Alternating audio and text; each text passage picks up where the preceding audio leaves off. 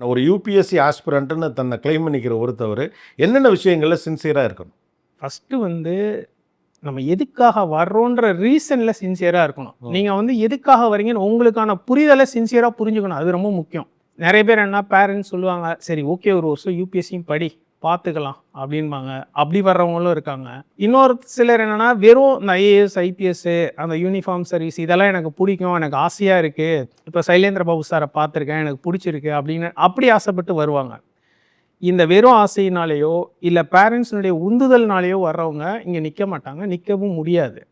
ஆனால் இல்லை நான் இந்த சர்வீஸ் யூபிஎஸ்சி சிவில் சர்வீசஸ் இதுக்குள்ளே போகிறதுக்கு எனக்கான சில காரணங்கள், எனக்கான சில ஃபேக்டர்ஸ் இருக்குது, இதுக்காக டெஃபினட்டாக நான் இதை வாங்கியே ஆகணும் அப்படின்னு கிளியர் கட்டாக சின்சியர் அண்டர்ஸ்டாண்டிங்கே ஃபஸ்ட்டு பேஸ். அப்படி வரணும் ஃபஸ்ட்டு சின்சியாரிட்டிங்கிறதுல அது ரொம்ப முக்கியம்.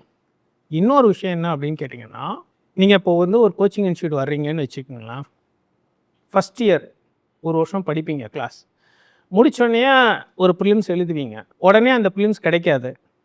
ஓகே நம்ம வேஸ்ட் பண்ணிட்டோம் மணி, இனிமேல் யூபிஎஸ்சி நம்பி வேஸ்ட்டு, நம்ம பேசாமல் வேறு எங்கேயா போயிடலாம், இல்லை வேறு ஏதாவது ப்ரைவேட் ஜாப் போயிடலாம், இது வேஸ்ட்டு அப்படின்னு நினைக்கவும் கூடாது. இந்த பேட்டர்னை ஃபஸ்ட்டு சின்சியராக நீங்கள் புரிஞ்சுக்கணும். இல்லை இது இப்படி தான், இது 2-3 வருஷம் ஆகும், அதனால் நம்ம உட்காந்து தான் படித்து தான் ஆகணும். ஏதாவது நம்ம இதுக்கு ஃபிட் இல்லையான்னு தெரிஞ்சுக்கிறதுக்கே ஒரு 3 வருஷம் 2 வருஷம் ஆகும். ஆனால் அதுக்குள்ளே ரொம்ப செலவாயிடுமே சார், அதானே பிரச்சனையாக இருக்குது. கரெக்டு தான், பட் காம்படிட்டிவ் வேர்ல்டு அப்படி தானே இருக்குது. நம்மளே புரிஞ்சு இதில் நம்ம ஃபிட் ஆகாமா ஆக மாட்டோமான்னு தெரிஞ்சுக்கிறதுக்கே ஒரு 2-3 வருஷம் ஆகும். ஆனால் அந்த 2-3 வருஷம் நீங்கள் கொடுத்து தான் ஆகணும். இது அந்த பிளாட்ஃபார்ம் கிடையாது. கிடையாது. உள்ளே வந்து 1 இயரில் பாஸ் பண்ணிட்டு உடனே ஐஏஎஸ் ஆயிடுவேன் ஐபிஎஸ் ஆயிடுவேன்னு ஆக முடியாது. முடியாது. இந்த ரியாலிட்டி புரியணுங்கிறீங்க. ஆமாம்.